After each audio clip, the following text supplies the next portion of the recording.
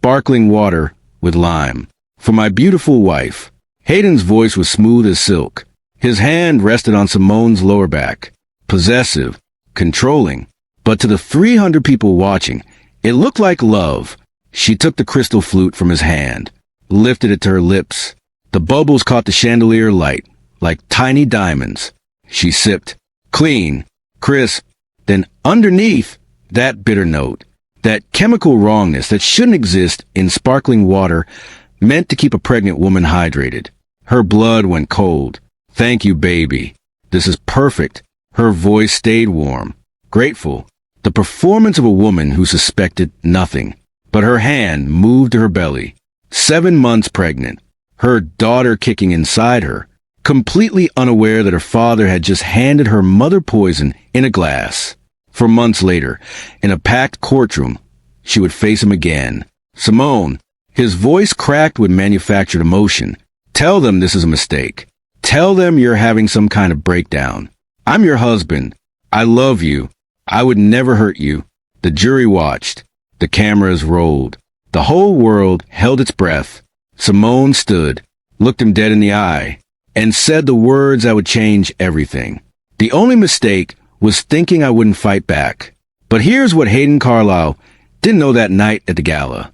For floors above the ballroom, in the hotel security control room, a man named Marcus Webb was watching, and he had been watching for 3 weeks, documenting, recording, waiting for exactly this moment. Have you ever felt something was wrong, but couldn't prove it? Have you ever been told you're overreacting when every instinct in your body screamed danger? This is the story of what happens when a brilliant woman trusts her gut, and when a stranger refuses to look away. Stay until the very end, because a twist in this story will shatter everything you thought you knew about marriage, power, and justice. Before we go any further, I need to know, where are you watching from right now? Drop your country or city in the comments below. I love seeing how far this family has grown. If you're new here, welcome. Welcome to a place where we share stories that will change the way you see the world. Hit that subscribe button right now. Smash that like, and share this video with someone who needs to hear it. Because these stories save lives when they reach the right person. Your share might be the thing that helps someone recognize danger before it's too late. Now, let me take you back to where this story really began. But first, I want to pray for you, especially for the women listening right now. Father, I lift up every woman watching this. Every woman who has doubted herself. Every woman who has been told she's imagining things when she knows, deep in her soul, that something is wrong. Give her the courage to trust herself. Give her the wisdom to see clearly. Give her the strength to fight back. Protect her. Surround her with people who believe her. And let her know that her instincts are not paranoia. They are protection. In Jesus' name. Amen. Now, let me tell you about Simone Barrett. The first time Simone Barrett saw Hayden Carlisle, she was investigating him. Not officially, not with a badge or a warrant. But when your best friend calls you at midnight, cry because the acquisition contract for her startup has clauses that make absolutely no sense, you investigate. That's what best friends do. Especially when that best friend is the only person who believed in you when you were a broke college student working 3 jobs to pay for your computer science degree. This was 4 years ago. Simone was 28 years old, living in Atlanta, working at a boutique digital forensics firm called Truth Trace Investigations, the kind of place that specialized in finding what people tried desperately to hide. Financial irregularities buried in offshore accounts. Corporate espionage hidden behind shell corporations. The digital fingerprints that wealthy men assumed they had erased forever. Simone was exceptional at her job. Not just good, exceptional. Her mind worked like a supercomputer crossed with a detective's intuition. She could look at a spreadsheet and see the number that didn't belong. She could trace a transaction through 17 layers of misdirection and find the truth hiding at the center. She had helped the FBI dismantle 2 major embezzlement schemes before she turned 30. She had recovered $43 million in stolen assets. She had testified in federal court 11 times. And she had never, not once, been wrong. So when her friend Keisha sent her the Carlisle Technologies acquisition documents at 11:47 on a Tuesday night, Simone did what she always did. She started digging. She pulled Carlyle Technologies' public filings, SEC reports, quarterly earnings statements, annual shareholder letters. She read 3 years of financial disclosures, traced the ownership structure through 12 different holding companies registered in Delaware, the Cayman Islands, and Luxembourg. She mapped the acquisitions, followed the money, built a timeline of growth that looked, on the surface, absolutely perfect. And that was a problem. It was too perfect. Revenue growth that followed predictable upward curves. Quarter after quarter, year after year. Never a dip. Never an unexpected expense. Never a quarter where reality interfered with projection. Expenses that decreased at exactly the rate investors want to see. Profit margins that looked like they had been designed by someone who understood precisely what Wall Street wanted to believe. Simone had been doing this long enough to know what real financials looked like. Real companies had messy quarters, unexpected costs, market fluctuations that disrupted even the best projections. Real companies had humanity in their numbers. The unpredictability of actual business operations run by actual human beings making actual decisions in real time. This looked like a performance. Beautiful, elegant, carefully constructed to tell a specific story to a specific audience. At 2:30 in the morning, she called Keisha. Don't sign anything yet. Her voice was firm, certain. What did you find? I don't know yet, but something is wrong with their financials. I just need time to figure out exactly what. Keisha trusted her, told the Carlyle Technologies lawyers she needed another week to review, bought Simone time to keep digging. 3 days later, her office phone rang. The voice on the other end was smooth, confident, the kind of voice that had been trained to sound trustworthy, to sound like success, to sound like someone you could believe in. Ms. Barrett, this is Hayden Carlyle. I understand you have some concerns about my company's acquisition offer. I would love the opportunity to address them personally. Would you be available for lunch tomorrow? She should have said no. Every instinct she had developed over 8 years of investigating financial criminals should have screamed danger. CEOs don't call potential critics personally. They send lawyers. They send cease and desist letters. They threaten litigation and NDAs and the full weight of their legal teams. They don't invite you to lunch. But Simone was brilliant at reading numbers. She was still learning to read people. And she was curious. Sure, tomorrow works. They met at a restaurant called Augustine's. White tablecloths, crystal stemware, a wine list that cost more than Simone's monthly rent. The kind of place where powerful people made deals that shaped the city's future. Hayden Carlyle arrived 15 minutes late, which should have been the first red flag. But he apologized with a smile that somehow made lateness seem charming. Made it seem like the world had conspired to keep him from this very important meeting. Like being late was evidence of how in demand he was, how valuable his time, and therefore how honored Simone should feel that he was giving that precious time to her. He was handsome in that carefully constructed way that came from money and effort. Sandy hair styled to look effortlessly tousled. Blue eyes that crinkled at the corners when he smiled. Tall, fit, the kind of body that came from a personal trainer and a private gym. Custom-tailored navy suit. Watch that cost more than a car. Everything about him whispered success. He ordered for both of them. Didn't ask what she wanted. Just told the server. The salmon for the lady. I'll have the steak. Medium rare. And a bottle of the Chateau Margaux. Simone noticed. Filed it away. Said nothing. Over appetizers he barely touched, he talked about his vision for Carlyle Technologies. How he had built the company from nothing. Just him and a laptop in a college dorm room. Writing code until 3 in the morning. Surviving on ramen and coffee and pure determination. How he believed technology could change the world. Make it more connected, more equitable, more democratic. How the tech industry needed more diverse voices, more perspectives. More people who understood that innovation wasn't just about profit. It was about impact. That's why I'm so glad to meet you. He leaned forward, his blue eyes locked on hers. Intense, focused, making her feel like she was the only person in the entire restaurant. Keisha told me you're one of the sharpest financial minds she's ever encountered, that you see patterns other people miss. that you have an almost supernatural ability to find the truth hiding in numbers. He smiled, warm, admiring. I need people like you, Simone. People who see what others miss. People who won't let me get lazy. Who will challenge me. Who will make sure Carlisle Technologies is everything I want it to be. Transparent, ethical, revolutionary. The entrees arrived. He cut into his steak. Barely looked at it. Come work for me. Head of Financial Compliance. Equity stake. $250,000 starting salary. Full benefits. And the chance to be part of something that matters. Help me build a company that changes the world. Simone's salary at Truth Trace was $68,000. She had student loans. Her mother needed help with medical bills. Her younger brother was trying to pay for community college. $250,000 was life-changing money. But more than that, it was validation, recognition, the chance to be part of something bigger than tracking down white-collar criminals after the damage was already done. The chance to build something good from the ground up. She should have recognized the strategy. Neutralize the threat by bringing her inside. Give her a title and a salary and a reason to stop asking difficult questions. Make her complicit in whatever he was hiding. But she was 28.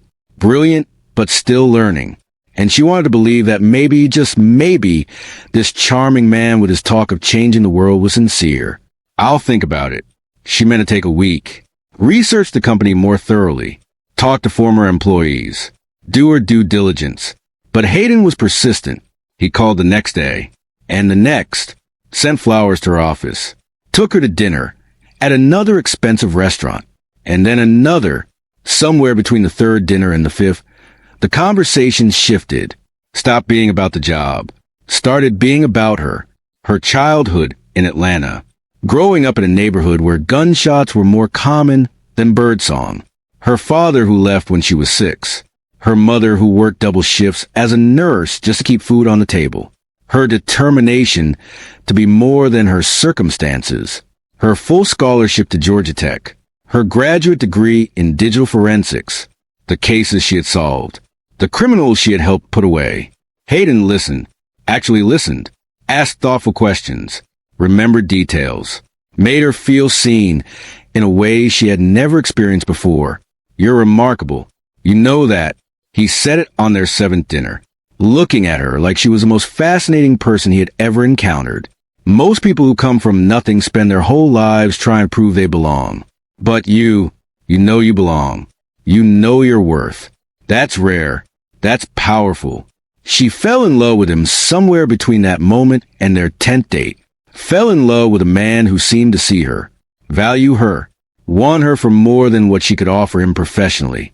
6 months after that first lunch, she accepted the job, head of financial compliance. The salary, the equity, the title that made her mother cry with pride. Within a year, she and Hayden were engaged. Within 18 months, they were married in a ceremony that made the society pages of the Atlanta Journal-Constitution, made the tech blogs, made every aspirational wedding Pinterest board in America.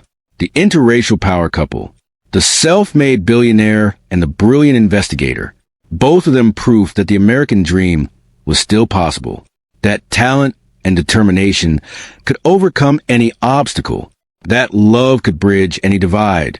That was 3 years ago.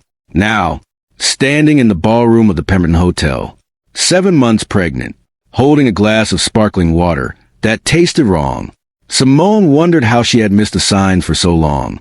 The warning signs had been there. She just hadn't wanted to see them.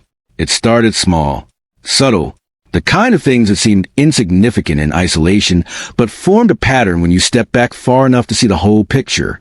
6 months into her new role as head of financial compliance, Simone requested access to certain acquisition files. Standard procedure. She needed to review the due diligence reports for 3 recent purchases. Small tech startups that Carlisle Technologies had absorbed. Nothing unusual. Just her doing the job Hayden had hired her to do. But when she submitted the access request, it was denied. She assumed it was a clerical error. Went directly to Hayden's office. He was in a meeting, but when his assistant told him Simone was there, he stepped out, smiled, kissed her cheek. The perfect attentive boyfriend. What's wrong, beautiful? I need access to the quantum analytics acquisition files. System won't let me in. Something flickered across his face. Too quick to identify. Then the smile returned. Oh, that one's still under legal review. Confidentiality issues with the sellers. I'll get you access once it's cleared up, probably next week. Next week came. Access was still denied. She asked again. He told her the legal team was being overly cautious, that he would personally make sure she got what she needed, that she should focus on the other projects on her desk, that he trusted her completely, that this was just bureaucratic nonsense. She let it go, focused on other things, told herself it wasn't important, but it kept happening. Files she should have access to were locked. Meetings about financial strategy that she should attend were suddenly scheduled when she wasn't available. Questions she asked in board meetings were redirected, dismissed. Hayden would smile and say, "We'll discuss that offline." And then offline, he would explain that the board didn't need to worry about those details, that he had it handled, that she should trust him. And because she loved him, because she had quit her job and moved her entire life into his orbit, because they were planning a wedding and building a future together, she trusted him. The wedding happened. Beautiful, expensive, everything she had never imagined she could have. Her mother in the front row crying, her brother walking her down the aisle, 300 guests, an orchestra, a dress that cost more than her first car. Hayden's vows were perfect. "Simone, you are the most extraordinary woman I have ever known. You make me want to be better, to build something worthy of you. I promise to honor you, to cherish you, to build a life with you that matters." She believed every word. For a while, marriage was good. Hayden was attentive, affectionate. They traveled. Paris, Tokyo, Bali. He took her to charity galas and introduced her as my brilliant wife. He bought her gifts, surprised her with weekend getaways, made love to her like she was precious. But at work, the patterns continued. Slowly, almost imperceptibly, her role changed. Fewer compliance meetings, more strategic partnership events, press opportunities, networking dinners. She was still important, still valued, but her importance had shifted from what she could find in the numbers to how she made the company look. The brilliant black woman beside the visionary white CEO, proof of diversity, proof of merit, proof that Carlyle Technologies was forward-thinking and inclusive, and exactly what modern America wanted to believe about itself. She noticed, but she told herself it was fine, that maybe her skills were more valuable in this new role. That partnership development mattered too, that she was being paranoid until she got pregnant. They had been trying for 6 months. When the test came back positive, Hayden was overjoyed, cried actual tears, called his mother, opened a bottle of champagne and poured her sparkling cider while he toasted to their future, to their family, to the legacy they were building together. But something shifted. He became more controlling, wanted to know where she was at all times, who she was meeting with, what she was working on, framed it as concern, as protection, as a husband worried about his pregnant wife's well-being. "You need to rest more, baby. Let me handle the stressful stuff. You just focus on growing our daughter." He hired an assistant to manage her schedule, to make sure she wasn't overworking, to protect her from stress. But it felt less like protection and more like surveillance. And then, 3 days before the gala, she found a life insurance policy. She had been organizing paperwork for the baby, making sure all the health insurance was in order, creating folders for birth certificates and social security applications, and all the bureaucratic necessities of bringing a new human into the world. That's when she saw it, in a folder marked estate planning, a document she had never seen before. Life insurance policy. Insured, Simone Barrett Carlyle. Benefit amount, $20 million. Beneficiary, Hayden Carlyle. Her hands started shaking.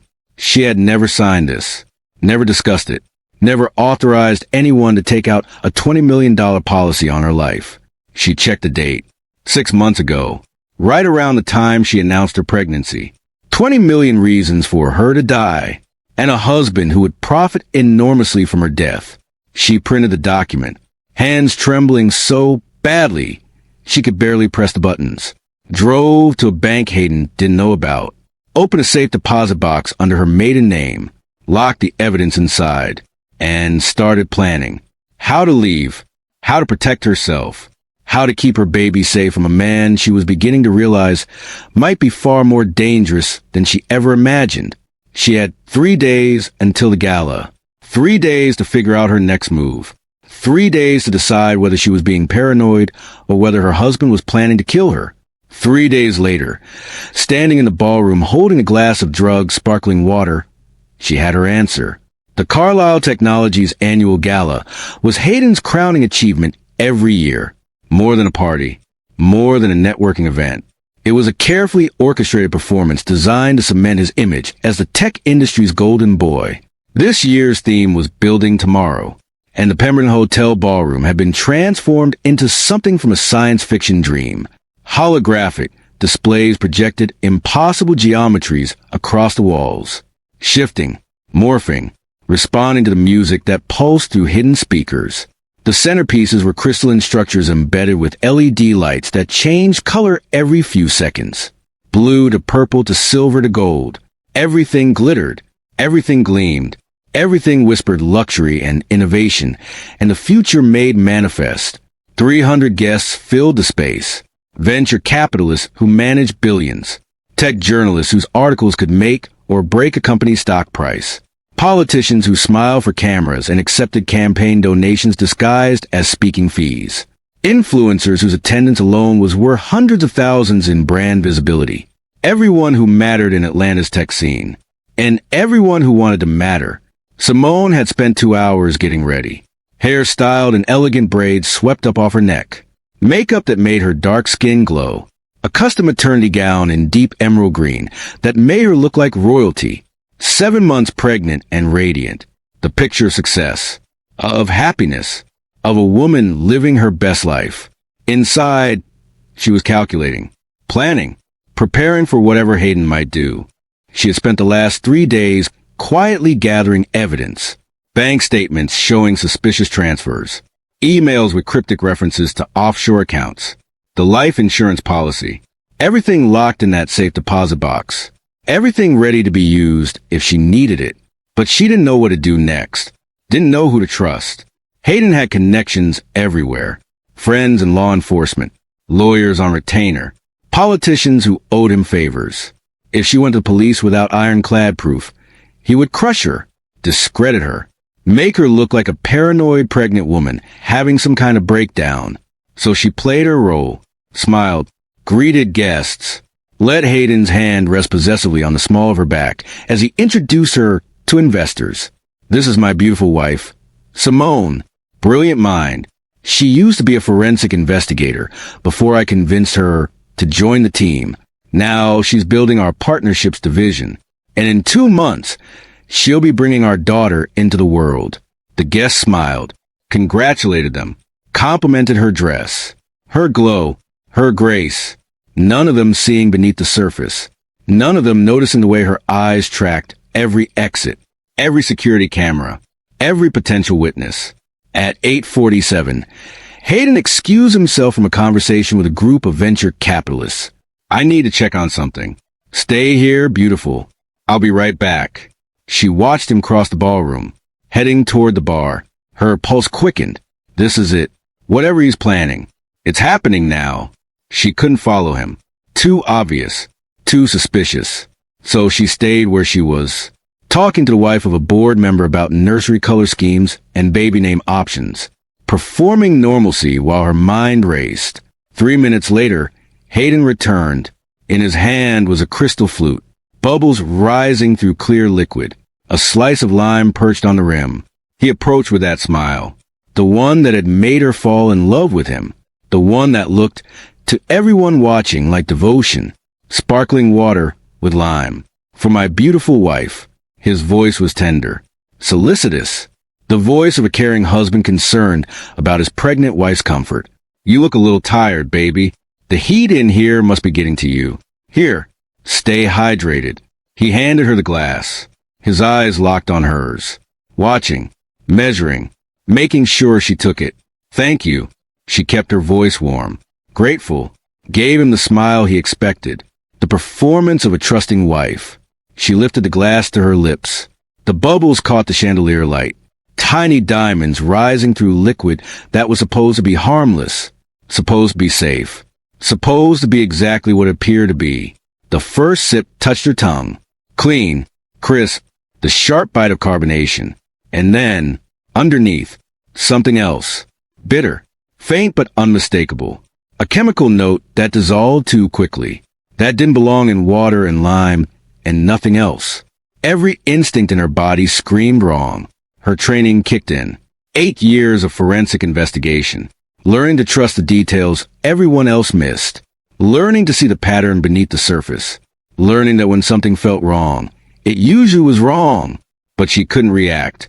Not here, not with 300 witnesses watching, not when Hayden's hand was on her waist and his smile was perfect and everyone around him saw only a devoted husband caring for his pregnant wife. So she took another small sip, just enough to maintain the illusion, just enough to make him think she suspected nothing. This is delicious. You're so thoughtful, baby. His smile widened, satisfaction flickering in his blue eyes. He was counting, watching every drop she consumed, making sure the poison entered her system, making sure his plan was working. Her free hand moved to her belly. The baby kicked, a tiny foot pressing against her palm. Alive, trusting, completely dependent on Simone to protect her. I need to use the restroom. She kept her voice casual, normal, the eternal reality of pregnancy, frequent bathroom trips that no one questioned. Of course, beautiful. Don't be long. Senator Morrison wants to meet you. She handed him the glass, walked toward the hallway, measured steps. Steady, the performance of a woman who suspected nothing. But inside, every alarm in her body was screaming. Her husband had just tried to poison her, in front of 300 people, at his own company's gala, with a confidence that suggested he had done this before, that he knew exactly what he was doing, that he was absolutely certain he would get away with it. She made it to the bathroom, locked the door, and for the first time all night, let the mask slip. Her hands shook as she turned on the faucet, rinsed her mouth, spit, rinsed again, used her finger to trigger her gag reflex, bringing up what little she had swallowed, spitting it into the sink, rinsing again and again until her mouth tasted only of water and fear. Her phone buzzed in her clutch. Unknown number. She almost didn't check it, but something made her look. The message made her heart stop. Mrs. Carlyle, this is Marcus Webb, head of hotel security. Do not drink anything else. Do not let anyone know you suspect anything. When you can leave without causing suspicion, go to the 3rd floor administrative office, room 3012. I have something you need to see. She read it twice, 3 times. Someone was watching. Someone had seen what Hayden did. Someone knew, for the first time in 3 days, for the first time since finding that life insurance policy, for the first time since realizing her husband might be trying to kill her. Simone wasn't alone. For floors above the glittering ballroom, Marcus Webb sat in front of a bank of monitors. 12 screens showing every angle of the gala, every corner, every conversation, every moment. Camera 7 showed the bar. Camera 3 showed the dance floor. Camera 9 showed the main entrance. Together, they painted a complete picture of the most important night of Carlyle Technologies' year. But Marcus wasn't watching the party. He was watching Hayden Carlyle. Marcus was 42 years old, looked older, the kind of aging that came from seeing too much, knowing too much, carrying the weight of things he couldn't fix. He was a big man, 6'3", broad shoulders that came from 20 years of military discipline, close-cropped hair going gray at the temples, dark skin weathered by time and experience, hands scarred from his years in the Marines, face lined with the kind of weariness that no amount of sleep could cure. He had been head of security at the Pemberton Hotel for 8 years. Before that, 12 years with the Atlanta Police Department. Homicide first, then a transfer to the domestic violence unit. Because someone had to do it. Someone had to answer those calls. Someone had to stand between the victims and the men who hurt them. He lasted 6 years in DV. 6 years of seeing the same patterns repeat. 6 years of arresting men who would be out in 48 hours. 6 years of watching women drop charges because they were scared or broke or convinced themselves it would never happen again.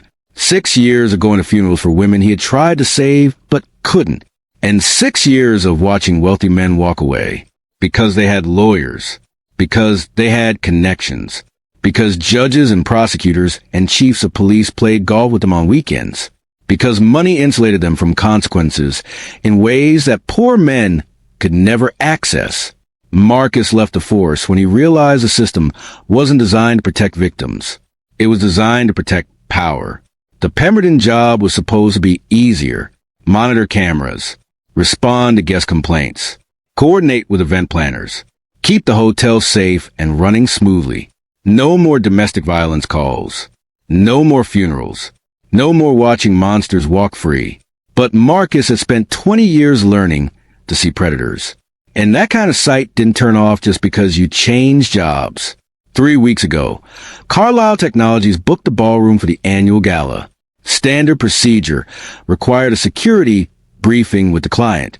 Hayden Carlisle attended personally. He had been charming, professional, walked Marcus through the guest list, pointed out high-value attendees who might need extra security attention, explained the flow of the evening, where the speeches would happen, where the photo opportunities were scheduled.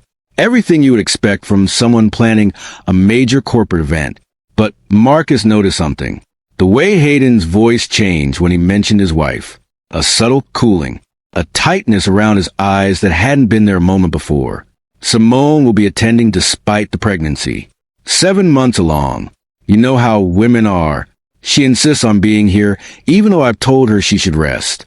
The phrasing, the tone, the casual dismissal masked as affection. Marcus had heard it 1,000 times before. From men who ended up arrested. From men whose wives ended up in hospitals. From men whose partners ended up dead. You know how women are. That phrase was a tell. A red flag. The language of men who saw women as problems to be managed instead of people to be respected. So Marcus started watching. Over 3 weeks. He reviewed every piece of footage from Hayden's previous visits to the hotel. Business dinners. Investor meetings. Private lunches. Looking for patterns. Looking for the truth beneath the polished surface. And he found it. Hayden was different when Simone wasn't around. Harder. Colder. He snapped at servers. Made inappropriate comments to young women on the waitstaff. Sent food back with complaints that seemed designed to humiliate rather than improve. Radiated an entitlement that his public persona carefully concealed. Marcus had seen it before. The Jekyll and Hyde transformation. The charming public face. The cruel private reality. But watching wasn't enough. Suspicion wasn't evidence. Marcus needed proof. 2 days before the gala, he got it. Hayden arrived at the hotel for a final event walkthrough. Spent an hour reviewing table arrangements. Approving lighting designs. Making sure every detail was perfect, normal, expected. But before he left, he stopped at the ballroom bar. Marcus was watching camera 7. The angle that captured the bar from above. Clear view of everyone who approached. Clear audio if you turned up the volume high enough. He watched Hayden speak to the bartender. A young man named David Chun, 24 years old. Part-time employee working his way through business school. Struggling with student loans. The kind of person who might make a terrible decision for the right amount of money. Marcus increased the volume. Hayden's voice came through. Low, intimate, the tone of someone sharing a secret. Special occasion tomorrow night. My wife, she's been working so hard. I want to give her something to help her relax. Just add this to her drink. Sparkling water. She'll love it. He pulled something from his pocket. A small vial. Dark glass. Maybe 2 inches tall. Held it up so David could see. 3 drops. No more. Dissolves instantly. Completely safe. Just something to help her de-stress. Then Hayden pulled out his wallet. Counted out bills. Marcus zoomed in. $500 bills. $2,500. More money than David made in 2 months. David hesitated. You could see it in his body language. The uncertainty. The knowledge that something about this wasn't right. But Hayden smiled. Clapped him on the shoulder. Man to man. Friendly. conspiratorial. Trust me, I'm her husband. I know what she needs. David took the money, took the vial, nodded. Marcus sat back in his chair, heart pounding. He had just watched a man pay someone to drug his pregnant wife. He called the police that night, spoke to a detective he used to work with, explained what he had seen, sent the footage. The detective was sympathetic, but realistic. Marcus, I hear you, but what law has he broken? He handed a bartender something. We don't know what's in it. Could be vitamins, could be a supplement, could be nothing. And you said yourself he called it safe. Unless that woman actually gets drugged and we can prove it came from him, we've got nothing. So Marcus did the only thing he could. He prepared. He documented. He waited. And tonight at 8:47, he watched it happen. Camera 7 captured everything. David the bartender reaching for the premium sparkling water, pouring it into a crystal flute with practiced precision, adding the lime slice, and then, with his body positioned to block the view from a ballroom, pulling the small dark vial from his vest pocket, tilting it over the glass. 1 drop, 2 drops, 3 drops, clear liquid that disappeared the instant it touched the carbonated water. Marcus was already moving. He grabbed his radio, keyed it, voice steady despite the adrenaline flooding his system. This is Webb. Security team respond to the main bar. Now, detain the bartender. Do not let him leave his station. I need that vial he just used. Treat it as evidence. Chain of custody starts now. Copy that. His second in command.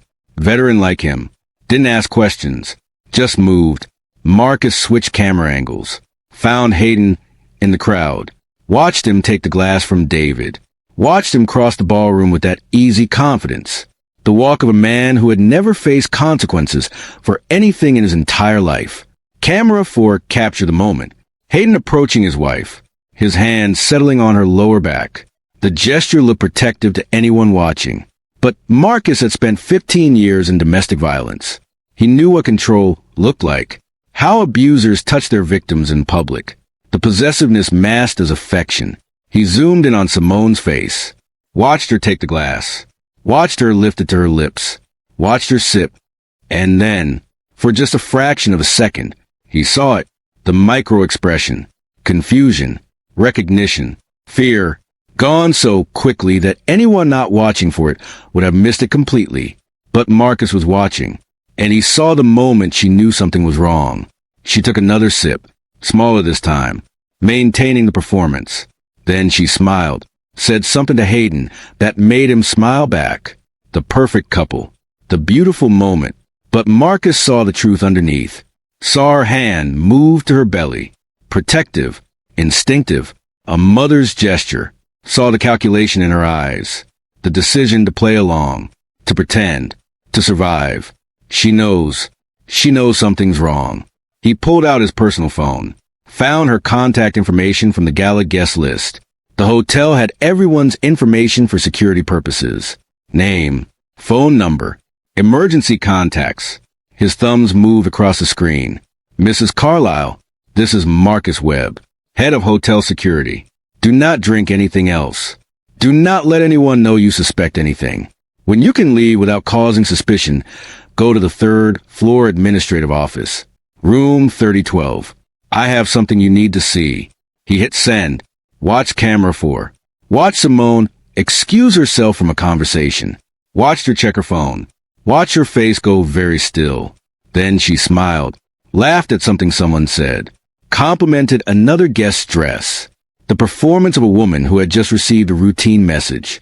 But Marcus saw the change, the heightened awareness, the understanding that someone somewhere was paying attention. 15 minutes later, there was a knock on the door of the 3rd floor administrative office. Marcus opened it. Simone Barrett Carlyle stood in the hallway, 7 months pregnant, in an emerald green gown that made her look like royalty. Beautiful, composed, but her eyes were sharp, alert, the eyes of someone who had spent years learning to see beneath surfaces. Mrs. Carlyle, he stepped aside, gestured for her to enter. She moved past him, scanning the room with the practiced eye of an investigator, noting the monitors, the recording equipment, the evidence bags already prepared on the desk. Missing nothing. What is this about? Her voice was steady, but her hand rested on her belly. Protective. The unconscious gesture of every pregnant woman who senses danger. Marcus closed the door, locked it, not to trap her, but to protect her, to make sure this conversation happened in private. I need you to watch something, and then I need you to tell me if I'm seeing what I think I'm seeing. He pulled up the laptop, opened the footage file. The timestamp read 8:47 p.m. 23 minutes ago. She watched, silent, still, as the video played.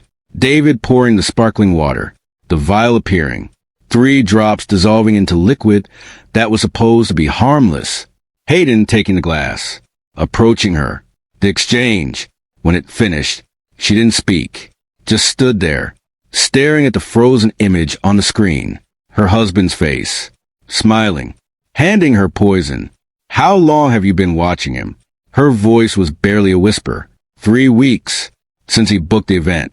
Marcus kept his tone professional, neutral, the voice of someone presenting evidence, not making accusations. I'm former police, domestic violence unit. I spent 15 years learning to recognize dangerous men. Your husband sets off every alarm I have. He paused. Let that sink in. At your security briefing 3 weeks ago, the way he talked about you, the language he used, I've heard it before. From men who ended up arrested. From men whose wives ended up in hospitals. Simone turned to face him. Her eyes were wet, but her voice was steel. He's planning to kill me. I found a life insurance policy. $20 million. I never signed it. Never authorized it. He took it out 6 months ago. Right after I told him I was pregnant. Marcus felt something settle in his chest. Confirmation. The pattern completing. What did the drink taste like? Bitter. Just slightly. Something that dissolved too fast to be natural. Something that shouldn't be in sparkling water and lime. She met his eyes. I don't know what it was, but I know it was wrong. Marcus reached for the evidence bag on his desk. Inside was a vial. Dark glass. Clear liquid. Sealed with red evidence tape that documented the chain of custody. His security team had retrieved it from David 10 minutes after the drugging. David was currently being detained in a storage room downstairs. Cooperative in exchange for not calling the police immediately. My security team took this from the bartender. He cooperated, told us everything. Your husband paid him $5,000 to add this to your drink. Told him it was something to help you relax. Something safe. Marcus held up the vial. I have a contact at the police lab. Someone I trust. Someone who owes me favors. If you're willing to go on record about what you tasted, if you're willing to let me test this, we can find out exactly what your husband tried to give you tonight. Simone stared at the vial, at the clear liquid that could have been anything, could have been nothing, could have been a thing designed to kill her and her baby and make it look like tragic pregnancy complications that no one would ever question. If we do this, there's no going back. Her voice was steady, the voice of someone who had spent 8 years building legal cases, who understood exactly what she was proposing. Hayden has lawyers, resources, connections to people at every level of the city. He will destroy anyone who comes after him. He'll try. Marcus's voice was firm. But I have something he doesn't have. Video evidence. Documented chain of custody. A witness who can testify that your husband specifically requested this substance be added to your drink. And a bartender who took money to do it. He leaned forward. Mrs. Carlyle, I've been doing this a long time. I know what it looks like when someone is being gaslight. When someone is being made to feel crazy for trusting their instincts. You're not crazy. You're not imagining this. I saw it happen with my own eyes. The relief that flooded through her was visible, like something that had been holding her upright finally released. She sat down heavily in the chair, both hands on her belly, breathing deeply. Thank you. 2 words, barely audible, but carrying the weight of months, maybe years, of doubt, of isolation, of wondering if she was seeing patterns that weren't there. For believing me, Marcus sat across from her, gave her a moment, let her breathe. Then he pulled up another file on his laptop. There's one more thing you should know. I've been digging into your husband's background, just public records. Nothing illegal, But I found something interesting. He turned the screen toward her. A news article from 6 years ago. Small local paper. Winston-Salem Journal. Barely 200 words. The kind of story that appeared on page 7 and was forgotten by the next day. Local woman dies in tragic accident. Emily Hartman, 29 years old, died yesterday after fall in her apartment. Police are investigating but suspect no foul play. Ms. Hartman was recently engaged to tech entrepreneur Hayden Carlisle. Friends describe her as vibrant, successful, and excited about her upcoming wedding. The funeral will be held Thursday at Westwood Memorial Gardens. Simone read it once, twice, 3 times. He was engaged before me. Yes, Marcus pulled up another file. She died 3 months before the wedding. Accidental fall. Head trauma. No witnesses. But her family tried to push for a more thorough investigation. They said Emily had been acting strange in the weeks before her death. Paranoid.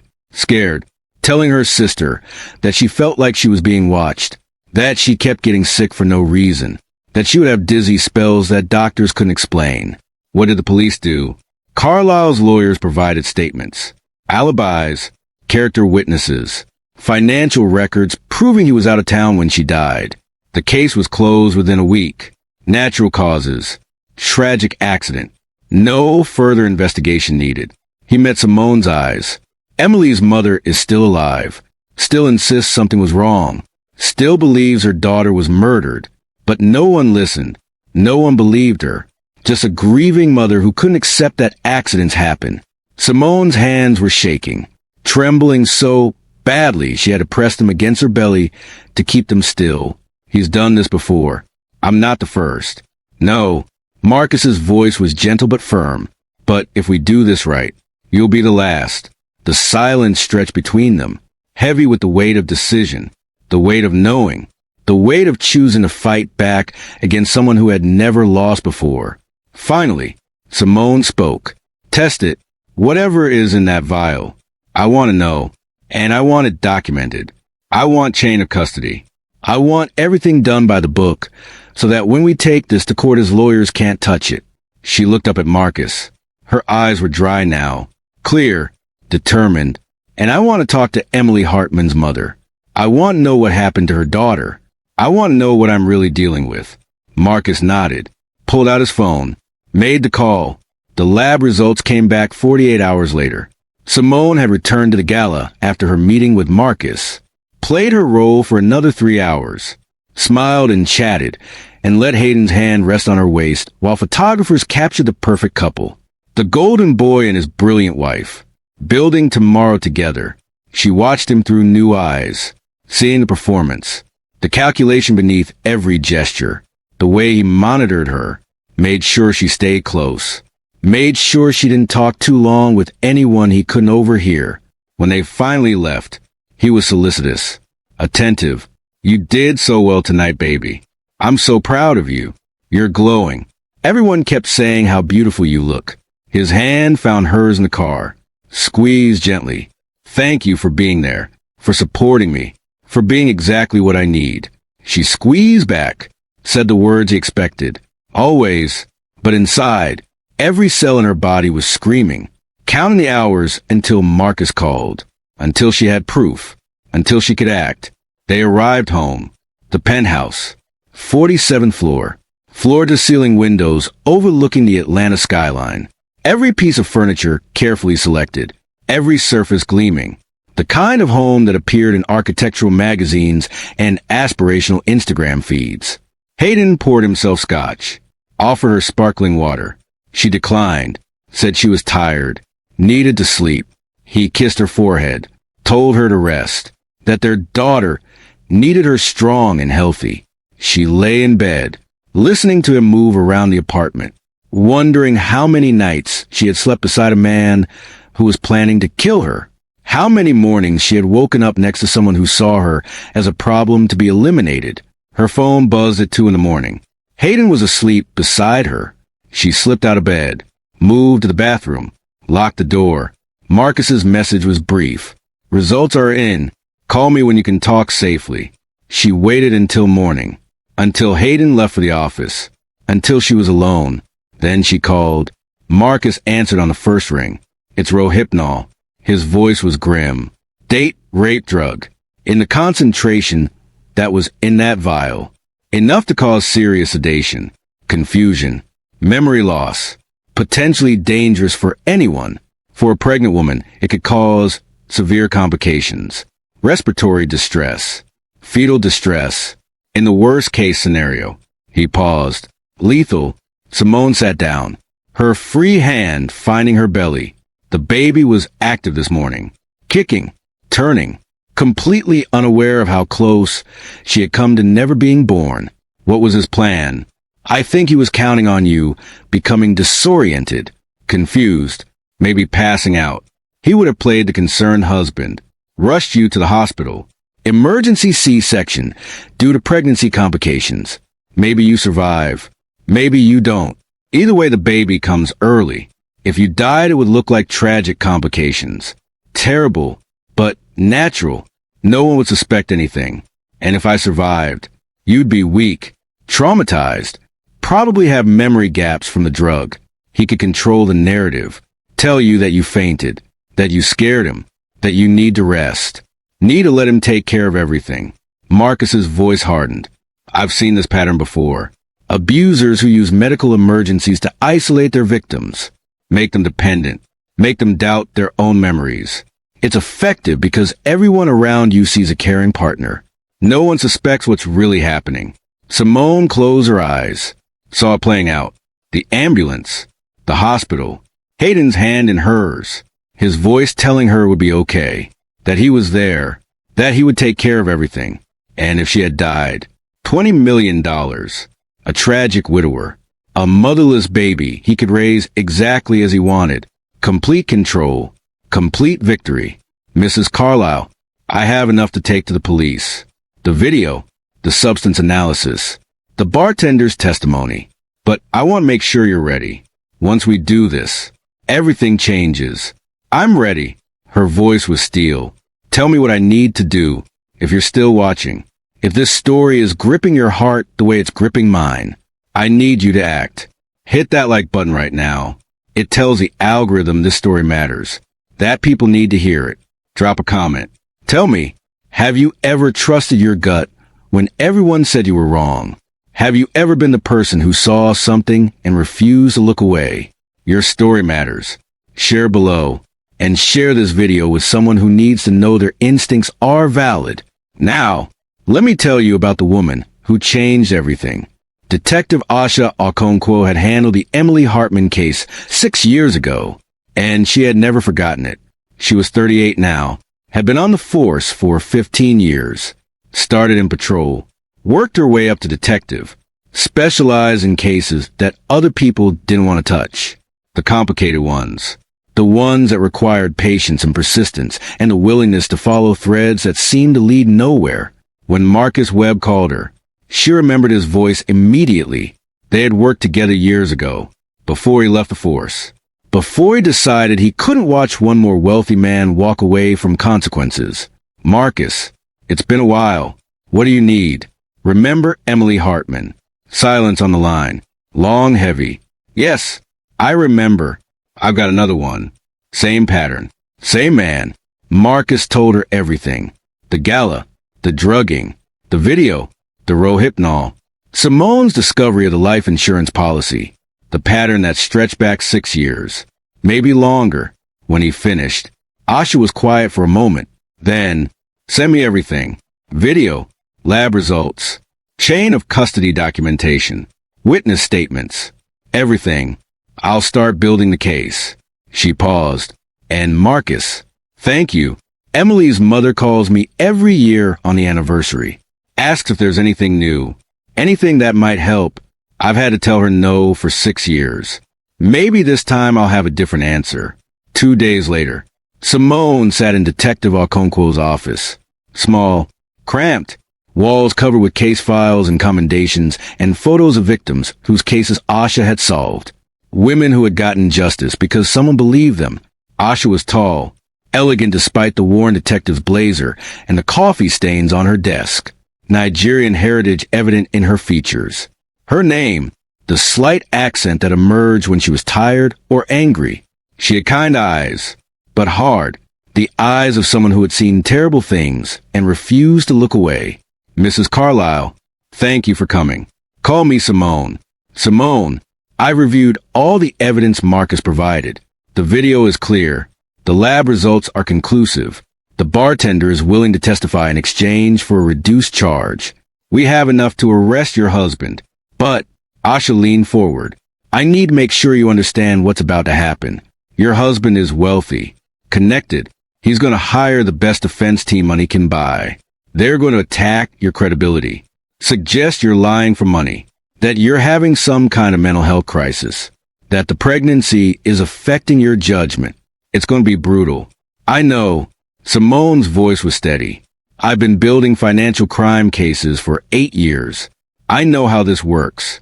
I know what I'm walking into. Good. Asha pulled out a file. Because there's something else you should know. I've been looking into other women your husband dated. Before you, before Emily, and I found a pattern. She opened the file. Showed Simone a list of names. Jessica Chun. Dated him for 8 months in 2012. Broke up with him suddenly. Moved to Seattle. Changed her phone number. I tracked her down. Called her yesterday. She told me that in the last 2 months of their relationship, she kept getting sick. Dizzy spells. Nausea. Doctors couldn't find anything wrong. She started to think she was losing her mind. Then one day her sister came to visit. Told her she looked terrible. Asked what was wrong. Jessica broke down. Told her everything. Her sister convinced her to leave. Immediately. No explanation. No goodbye. Just pack and go. Asha turned the page. Lauren Mitchell. Dated him in 2014. Engaged for 3 months. Broke it off suddenly. Hospitalized twice during the engagement for unexplained gastrointestinal issues. After she left him, the symptoms stopped. She told me yesterday that she's never understood why she got so sick. But looking back, it only happened when she was with him. 3 more names. 3 more women. 3 more stories of mysterious illnesses that appeared during their relationships with Hayden and disappeared after they left. None of them reported it. None of them suspected him. But when I put it all together, Asha looked up. Your husband has been doing this for at least a decade, maybe longer. Emily Hartman is the only one who died. The others got lucky, or they got suspicious, or someone helped him leave before he could finish what he started. Simone felt sick, not from pregnancy, from the scope of it. 10 years of women, 10 years of poison, 10 years of a pattern that no one had seen because the victims were isolated, scattered across cities and years. Each one thinking they were alone, each one doubting themselves, each one carrying pieces of a puzzle they didn't know existed. Are they willing to testify? 3 of them, yes. The others are too scared. But 3 is enough. 3 witnesses saying they experienced the same symptoms, the same pattern. It establishes his method, his history. It makes it impossible for his lawyers to claim this was a one-time mistake. Asha closed the file. Simone, I'm going to arrest your husband. I'm going to charge him with attempted murder, with conspiracy, with fraud related to that life insurance policy. And if you're willing, I'm going to reopen Emily Hartman's case. Because I think we can finally prove what her mother has known for 6 years. Do it. Simone's voice didn't waver. Whatever it takes. However long it takes. I want him to face what he's done. The arrest happened on a Thursday morning. Hayden was in a board meeting, presenting quarterly earnings to investors. The performance of his career, projected on massive screens in a conference room 50 floors above the city. Revenue growth, market expansion, innovation metrics, everything designed to prove that Carlyle Technologies was the future. And Hayden Carlyle was the visionary leading the way. At 10:15, the conference room doors opened. 6 police officers walked in. Detective Okonkwo leading. Hayden Carlyle. Her voice cut through the presentation like a blade. You are under arrest for the attempted murder of Simone Barrett Carlyle. The boardroom went silent. Shocked faces. Suspended disbelief. The moment when reality intruded on the carefully constructed performance. Hayden turned. His expression cycled through confusion. Disbelief. Then something colder. Something calculating. The mask slipping for just a moment. This is absurd. I'm in the middle of a board meeting. Whatever this is, my lawyers will handle it. Your lawyers can meet you at the station. Detective Okonkwo stepped forward with handcuffs. You have the right to remain silent. Anything you say can and will be used against you in a court of law. This is a mistake. I would never hurt my wife. I love her. But his eyes said something different. His eyes were already calculating, already planning, already certain that his money and his connections and his carefully cultivated image would save him, like it always had. You try to drug her with Rohypnol at a public event. We have video evidence. We have the substance you used. We have testimony from the bartender you paid to spike her drink. Okonkwo's voice was flat, professional, presenting facts, not accusations. You have the right to an attorney. If you cannot afford an attorney, one will be provided for you. Do you understand these rights as I have explained them to you? The handcuffs clicked shut around his wrists. For the first time in his life, Hayden Carlisle was not in control. This is insane. Do you know who I am? I built this company. I employ 3,000 people.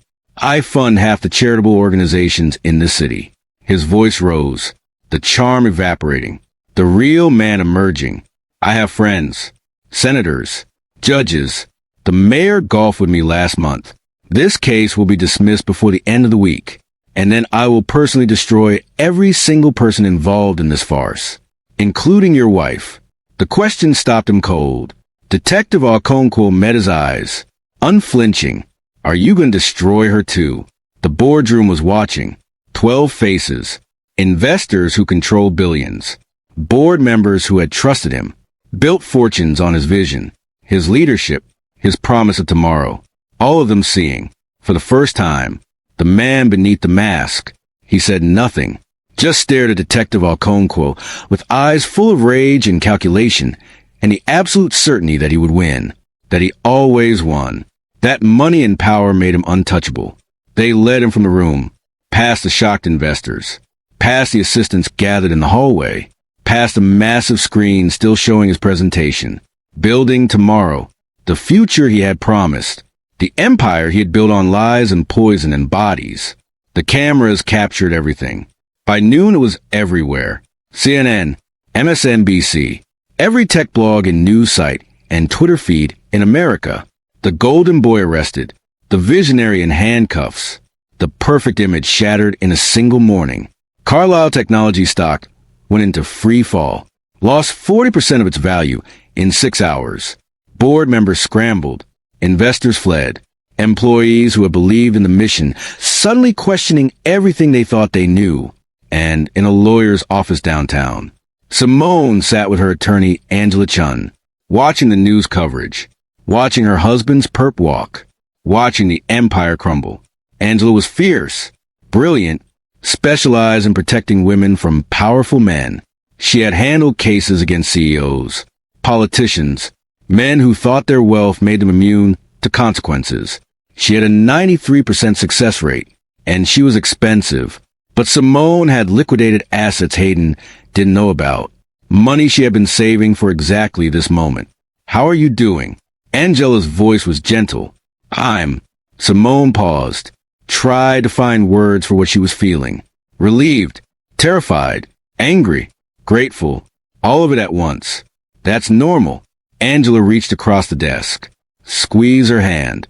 You just made the hardest decision of your life. You chose yourself. You chose your daughter.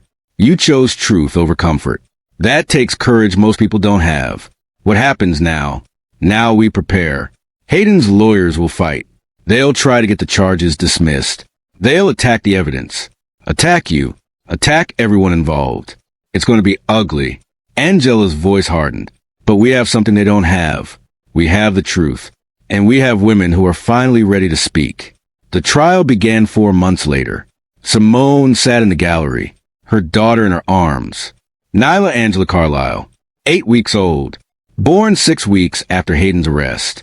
Healthy, perfect, dark eyes like her mother, a future that would not be defined by her father's crimes.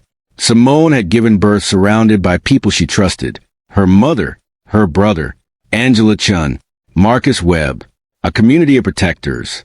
Hayden had sent letters from jail, flowers, messages through lawyers demanding visitation rights, claiming he had a right to meet his daughter.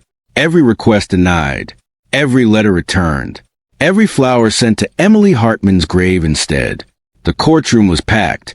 Media, spectators, people who had known the Carlisle family for years, people who still couldn't quite believe what they were hearing. Hayden sat at the defense table, expensive suit, hair perfectly styled even in jail.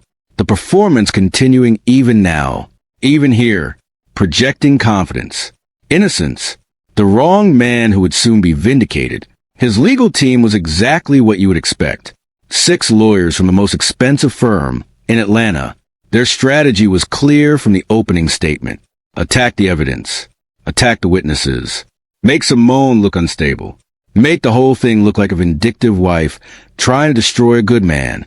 But the prosecution had something better. They had the truth. Marcus Webb testified first. Described his background, his training, his experience in domestic violence, what he had observed about Hayden, why he had started watching, what he had seen. The defense tried to shake him, suggested he had a vendetta against wealthy men, that he was biased, that his interpretation of events was colored by his assumptions. Marcus didn't waver. I spent 15 years learning to recognize dangerous men. Your client exhibited every warning sign, controlling language, dismissive comments about his wife, different behavior in public versus private. And then I watched him pay someone to put controlled substance in his pregnant wife's drink. That's not bias. That's documentation. The video played in court. Multiple angles. The bar. David pouring the sparkling water. The vial appearing. 3 drops. Hayden taking the glass. Approaching Simone. The exchange. The jury watched. Silent. Faces revealing nothing. But you could feel the shift in the room. The weight of evidence. Dr. Leslie Martinez testified about the lab results. 27 years of toxicology experience. Over 200 cases. She explained Rohypnol, how it worked, what it did to the body, why it was particularly dangerous for pregnant women. The defense tried to suggest contamination, lab error, misidentification. Dr. Martinez, shut it down. I ran 3 separate tests using different methodologies. Gas chromatography, mass spectrometry, immunoassay. All 3 confirmed Rohypnol. The concentration was consistent with intent to incapacitate. There's no alternative explanation. David Chin testified. Nervous, ashamed, but truthful. He described Hayden approaching him, the offer, the money, the specific instructions. Just 3 drops. Dissolves instantly. She'll never know. He met the jury's eyes. I needed the money. I have student loans. I'm barely making rent. He was offering $5,000. I convinced myself it was harmless, that a husband wouldn't actually hurt his wife. I was wrong, and I'm sorry. This isn't over. He mouthed the words. A threat, a promise, the absolute certainty that somehow, eventually, he would win. Simone met his gaze, steady, unafraid, and spoke, loud enough for him to hear. Yes, it is. The door closed. 6 months later. Life looked different. Simone sat in her new office, smaller than the one at Carlisle Technologies, but hers, completely hers. The sign on the door read Barrett Investigations, Forensic Analysis and Financial Protection Services. She had started the firm 3 months ago, using the settlement from Carlisle Technologies, using her expertise, using everything she had learned from her own experience. The firm specialized in 2 things: forensic digital investigation and helping women recognize financial abuse before it became lethal.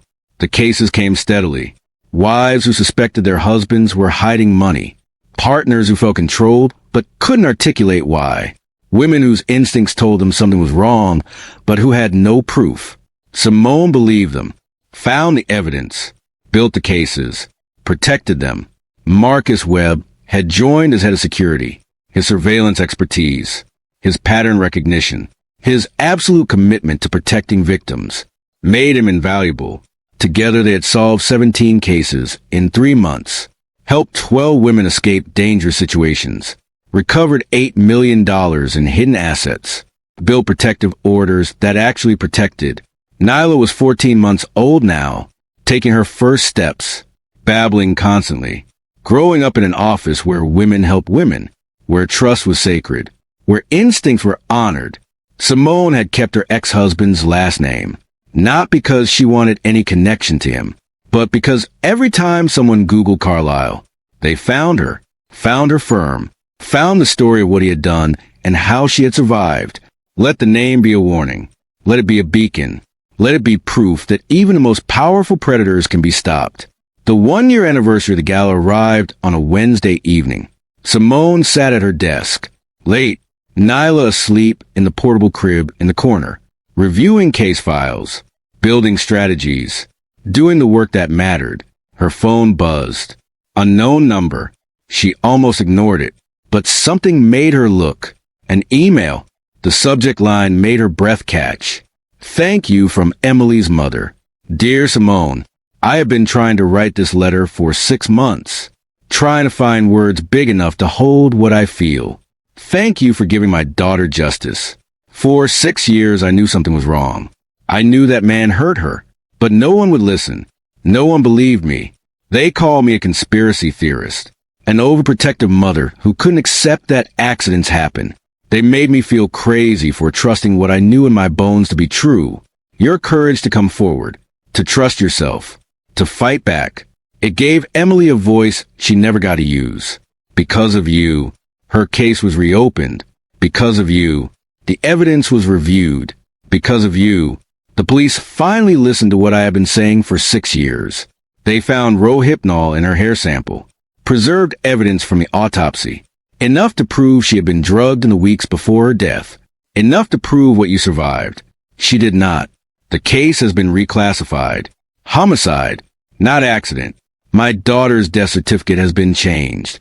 The truth has been written into the official record. But more than that, you have given me something I had lost. Hope.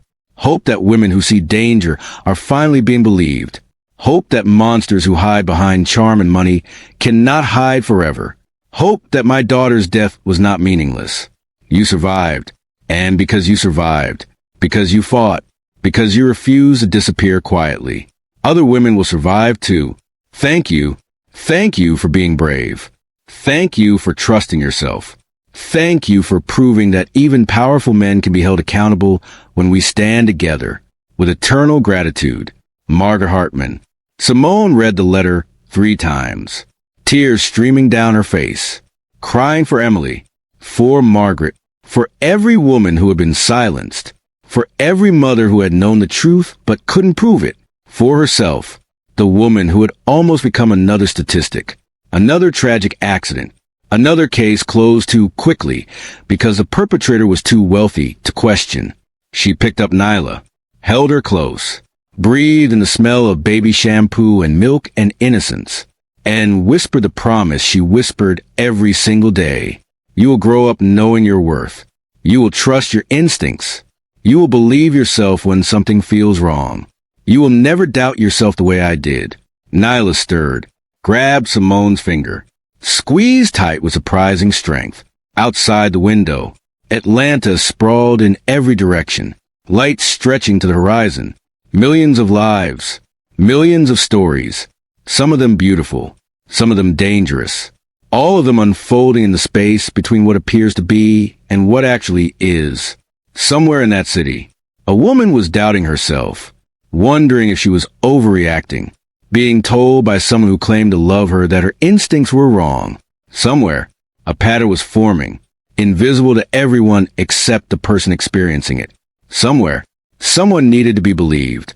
Simone looked at the case files on her desk, the work waiting, the women who needed help.